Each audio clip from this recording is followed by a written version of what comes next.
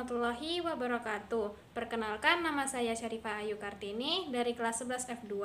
Di video ini, saya ingin menjelaskan materi tentang Islam dalam kemajuan teknologi. Kondisi Islam pada masa modern. Menurut pendapat Profesor Dr. Haji Harun Nasution, bahwa Islam pada masa modern dimulai dari tahun 1800 hingga sekarang. Di awal periode ini, kondisi dunia Islam secara politis berada di bawah kendali kolonial. Pada saat itu, Eropa mengalami kemajuan dalam ilmu pengetahuan. Sementara itu, pada awal abad ke-18, kerajaan Safawi dan kerajaan Mughal hancur pada abad ke-19 di tangan Inggris. Kekuatan yang terakhir masih disegani adalah kerajaan Utsmani di Turki. Akan tetapi pada saat itu terus mengalami kemunduran sehingga dijuluki sebagai The Sick Man of Europe, orang sakit dari Eropa. Kelemahan kerajaan-kerajaan itu menyebabkan Eropa dapat menjajah negeri-negeri Islam dengan mudah.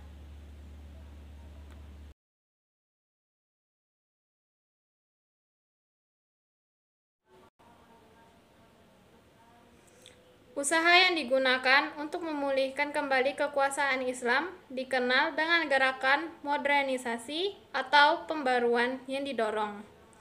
Setidaknya ada 3 faktor, yaitu 1. Pemurnian ajaran Islam dan unsur-unsur asing yang dipandang sebagai penyebab kemunduran Islam. 2. Menimba gagasan pembaruan dan ilmu pengetahuan dari Barat. Dengan hal ini, untuk menimba ilmu pengetahuan dilanjutkan dengan gerakan penerjemahan karya-karya Barat ke dalam bahasa Arab. 3. Kondisi negara-negara Arab seperti Mesir, Turki di bawah jajahan negara Eropa, khususnya Perancis.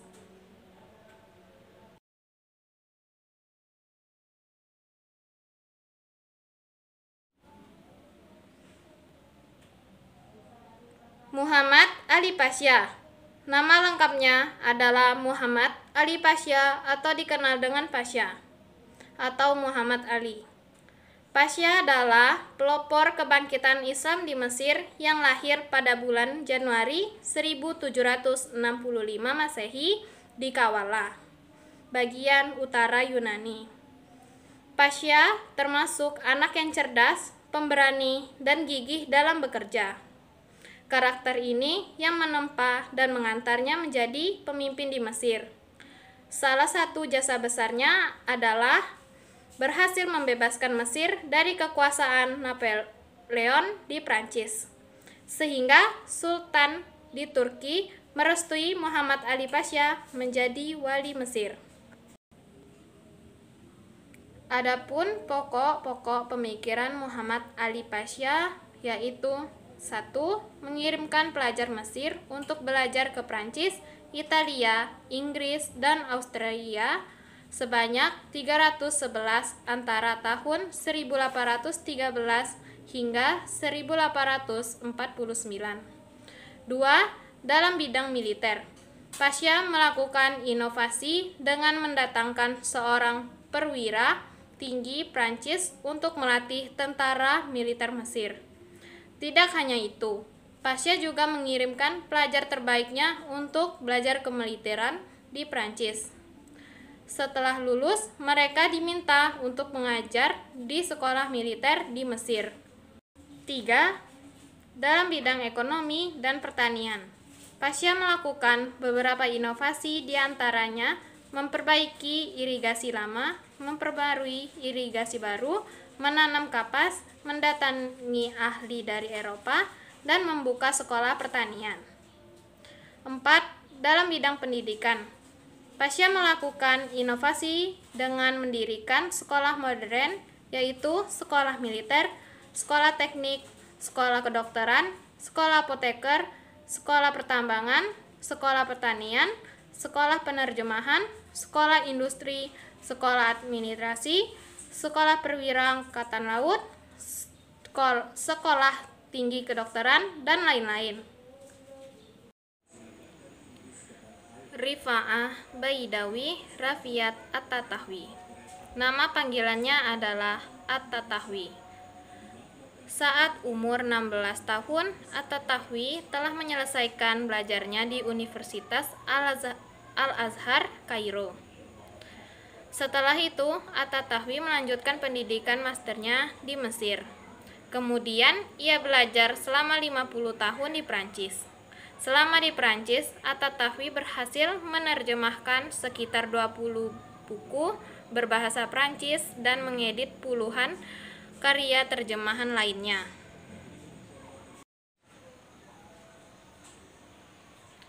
Adapun pokok-pokok pemikiran At-Tatahwi dibagi menjadi beberapa bidang, yaitu 1.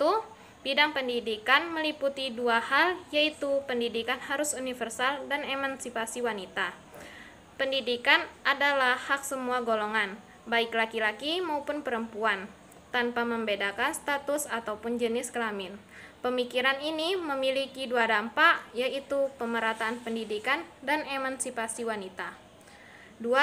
Bidang ekonomi, yaitu orang Mesir dahulu terkenal kaya lantaran tergantung pada tanah yang subur.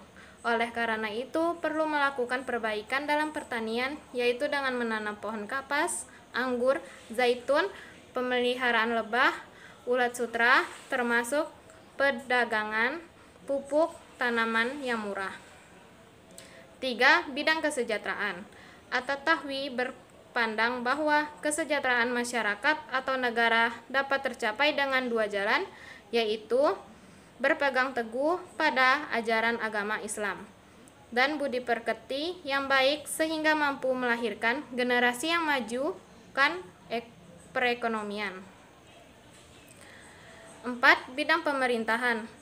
Menurut At-Tatahwi, contoh pemerintahan yang paling ideal adalah pemerintahan pada masa Rasulullah Shallallahu Alaihi Wasallam dan para sahabat.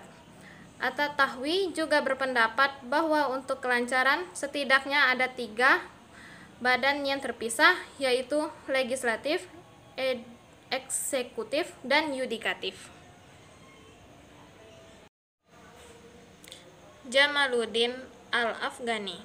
Jamaluddin Al-Afghani lahir di Kanabul, Afghanistan pada tahun 1838 Masehi dan meninggal di Istanbul pada tahun 1897 Masehi. Jamaluddin merupakan seorang yang cerdas.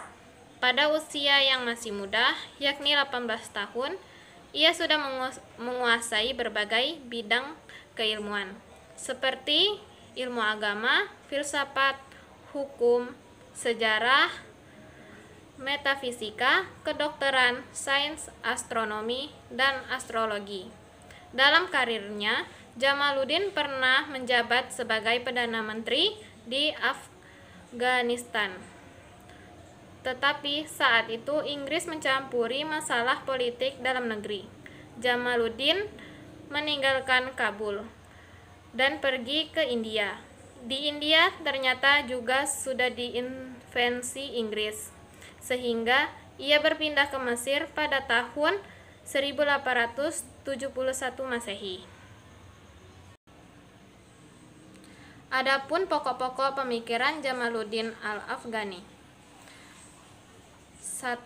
Penyebab kemunduran Islam disebabkan oleh beberapa hal, yaitu akhlak yang buruk dan acuh terhadap ilmu pengetahuan, kelemahan umat Islam dalam segala sektor, dan kurangnya usaha dalam mencerdaskan umat, baik untuk menekuni dasar-dasar ilmu agama maupun upaya transformasi ilmu pengetahuan. 2.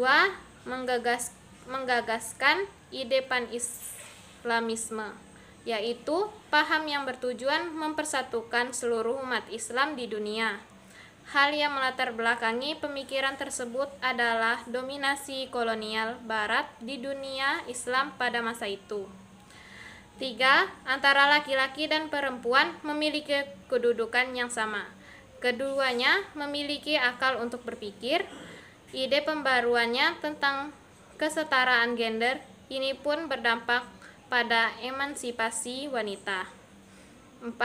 berusaha mengubah sistem pemerintah autokrasi menjadi demokrasi. Muhammad Abduh. Nama lengkapnya adalah Muhammad Abduh Hasan Khairullah. Abduh dilahirkan di Mesir pada tahun 1849 Masehi dan masih keturunan Umar bin Khattab dari garis ibunya. Abduh belajar agama ke Syekh Ahmad pada tahun 1862.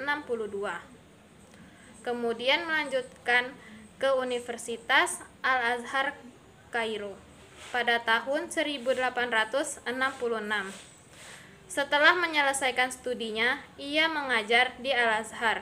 Puncak karirnya, Abduh menjadi mufti pertama di Mesir pada tanggal 3 Juni 1899. Muhammad Abduh meninggal pada tanggal 11 Juli 1905.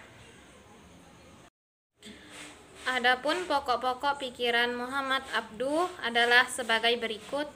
1. Dalam bidang pendidikan, yaitu menawarkan agar dilakukan lintas disiplin ilmu, yakni antara kurikulum madrasah dan sekolah. Selain itu, ia melakukan pembaruan dalam pendidikan Islam, yaitu dengan memasukkan mata pelajaran matematika, geometri, geografis, sejarah, dan seni kaligrafi. 2. Pintu ijtihad masih terbuka lebar bagi umat Islam. Ijtihad merupakan dasar penting dalam menafsirkan kembali ajaran Islam. 3. Islam adalah ajaran rasional yang sejalan dengan akal. Dengan akal, maka ilmu pengetahuan menjadi maju. 4. Kekuasaan negara harus dibatasi oleh konstitusi yang dibuat oleh negara yang bersangkutan. Rashid Ridha. Nama lengkapnya adalah Muhammad Rashid bin Ali Ridha. Ia dilahirkan di Kolamun, yang tidak jauh dari kota Tripoli, Lebanon pada tanggal 23 September 1865 Masehi. Ridha termasuk anak yang rajin. Pada saat itu, anak-anak seusianya asik bermain. Ia justru menghabiskan waktunya untuk membaca buku. Setelah menyelesaikan pendidikan di Kolamun, ia melanjutkan belajarnya di madrasah Sekolah Nasional Islam di Tripoli. Pada tahun 1897, Ridha menerbitkan majalah Al-Manar. Tujuan penerbitannya tersebut adalah untuk menjadi corong bagi gerakan pembaruan Islam dalam memajukan umat Islam dan membebaskan dari belenggu penjajah. Adapun pokok-pokok pemikiran Rashid Ridha adalah sebagai berikut. 1. Kemunduran umat Islam dalam berbagai aspek kehidupan adalah karena umat Islam yang berpaling dari ajaran Islam. Karenanya, umat Islam dalam mengejar ketertinggalan dari bangsa Eropa dengan satu syarat, yaitu harus kembali kepada ajaran Islam sebenarnya yang diajarkan Rasulullah Shallallahu Alaihi Wasallam dan dipraktikkan oleh para sahabat. 2.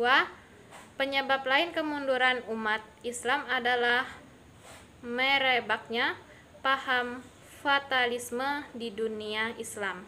Padahal ajaran agama sejatinya mendorong umatnya bersifat dinamis. 3. Ilmu pengetahuan modern tidak bertentangan dengan agama Islam. Karena itu, sepantasnya umat Islam yang mendambangkan kemajuan harus siap mempelajari ilmu-ilmu modern. Bahkan, belajar ilmu modern sebenarnya adalah mengembalikan kembali pengetahuan yang pernah dimiliki umat Islam. 4. Hukum-hukum fikih yang berkenan dengan kemasyarakatan tidak boleh dianggap absolut. 5. Apabila umat Islam ingin maju, maka umat Islam harus terlebih dahulu mewujudkan satu persatuan dan kesatuan. Muhammad Iqbal. Muhammad Iqbal lahir di kota Sialkot di Punjab pada tanggal 9 November 1877 Masehi. Iqbal berasal dari keluarga kelas menengah yang sederhana. Pendidikan agama didapatkan dari orang tuanya yang juga tokoh sufi di India. Selain itu, ia menjadi kunci utama dalam pendirian negara Pakistan sebagai sebuah negara yang terpisah dari negara India. Meskipun tidak sempat menyaksikan langsung berdirinya negara Pakistan, tetapi karena jasanya, Iqbal tetap dikenang menjadi pahlawan nasional di Pakistan. Namanya diabadikan menjadi nama Bandar Udara Internasional Muhammad Iqbal di Lahore, Pakistan. Adapun pokok-pokok pikiran Muhammad Iqbal. 1. Bercita-cita membangun sebuah peradaban baru yang anggun, yaitu perpaduan antara peradaban barat dan timur.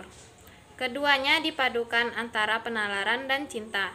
Menurutnya, apabila cinta dan penalaran berpadu, niscaya akan tercipta sebuah dunia baru. 2. Al-Quran merupakan kitab yang lebih mengutamakan amal daripada cita-cita.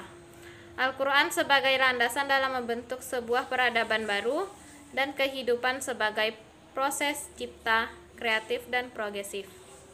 3. Pintu ijtihad masih terbuka. Ijtihad bagi Iqbal merupakan dasar pergerakan dalam Islam.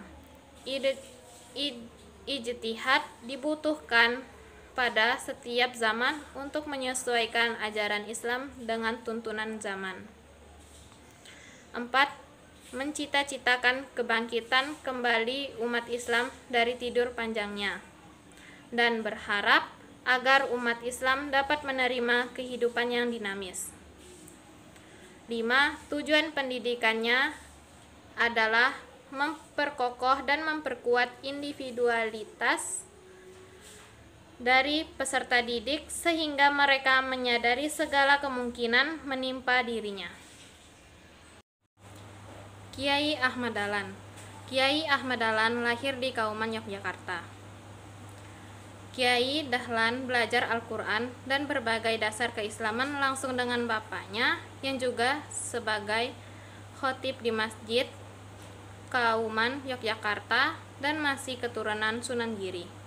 Tidak puas belajar di dalam negeri, Kiai Dahlan melanjutkan menimba ilmu ke Mekah. Selama belajar di Mekah, Dahlan mempelajari tafsir Al-Manar, karya Muhammad Abduh, secara tekun dan serius.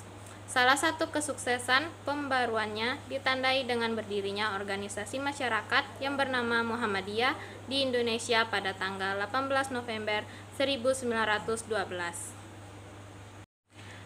Adapun di antara pokok-pokok pemikiran Kiai Ahmad Dahlan. 1. Tujuan utama pendidikan Islam adalah membentuk manusia yang berbudi luhur, alim dalam agama, memiliki pandangan luas, dan paham tentang masalah ilmu keduniaan. Untuk menerapkannya, perlu diajarkan ilmu agama umum di Madrasah Muhammadiyah. 2. Pendidikan harus mencetak manusia-manusia yang berjiwa nasionalisme dan patriotisme, sehingga bersedia berjuang untuk kemajuan masyarakat. Materi pendidikan harus meliputi pendidikan moral dan akhlak, pendidikan individu, dan pendidikan kemasyarakatan. 4. Model pendidikan memadukan dua jenis pendidikan, yaitu pesantren dan sekolah umum. Dalam pengajarannya menggabungkan antara sistem pengajaran pesantren dan pendidikan barat. Usaha tersebut mewujudkan dalam bentuk lembaga pendidikan yang bersifat spesifik, yaitu mengadopsi sistem persekolahan barat, tetapi dimodifikasi sedemikian rupa sehingga berjiwa Nusantara yang mempunyai misi Islami. Kiai Haji Hasyim Asy'ari. Kiai Hasyim dilahirkan di Gendang, Jombang, Jawa Timur pada tanggal 14 Februari 1871 Masehi. Kiai Hasyim lahir dari pasangan Kiai Asy'ari dan Nyai Halimah dan masih keturunan Sunan Giri. Dalam mencari ilmu, Kiai Hasyim termasuk sosok yang tidak mengenal kata menyerah. Kiai Hasyim belajar ilmu agama langsung dengan bapak dan kakeknya yang sekaligus pengasuh pondok pesantren. Prestasi Kiai Hasyim yang menonjol selama belajar di Mekah adalah memperoleh kepercayaan untuk mengajar di Masjidil Haram. Kiai Hasyim merupakan pendiri organisasi Nahdlatul Ulama. Adapun pokok-pokok pemikiran Kiai Hasyim Asy'ari adalah sebagai berikut. 1. Dalam bidang tasawuf, Kiai Hasyim banyak dipengaruhi oleh Al-Ghazali. Menurut tasawuf bertujuan memperbaiki perilaku umat Islam yang sesuai dengan prinsip ajaran Islam. 2. Dalam melawan penjajahan Belanda, Kiai Hasyim menginisiasi resolusi jihad yang dicetus pada tanggal 22 Oktober 1945 yang sekarang diperingati menjadi Hari Santri Nasional. 3. Dalam bidang politik, Kiai Hasyim mengajak kepada umat Islam untuk membangun dan menjaga persatuan. Menurutnya, fondasi dalam pemerintahan Islam mempunyai tujuan memberi persamaan bagi setiap muslim. 4. Dalam pendidikan, tujuan pendidikan menurut Kiai Hasyim selain pemahaman terhadap pengetahuan adalah pembentukan karakter yang baik dan penuh dengan pemahaman secara benar dan sempurna terhadap ajaran-ajaran Islam serta mampu mengaktualisasikan dalam kehidupan sehari-hari. Bukti peradaban Islam pada masa modern. Peradaban Islam pada masa modern mengalami kemajuan yang dilihat dari negara-negara Islam, khususnya di Mesir, Arab Saudi, Irak, Iran, Malaysia, Brunei Darussalam, Kuwait, dan Indonesia. Kemajuan tersebut dapat dilihat dalam beberapa bidang, yaitu arsitektur, sastra, dan kaligrafi yang akan dijelaskan sebagai berikut. Arsitektur. Masjidil Haram artinya masjid yang dihormati atau dimuliakan.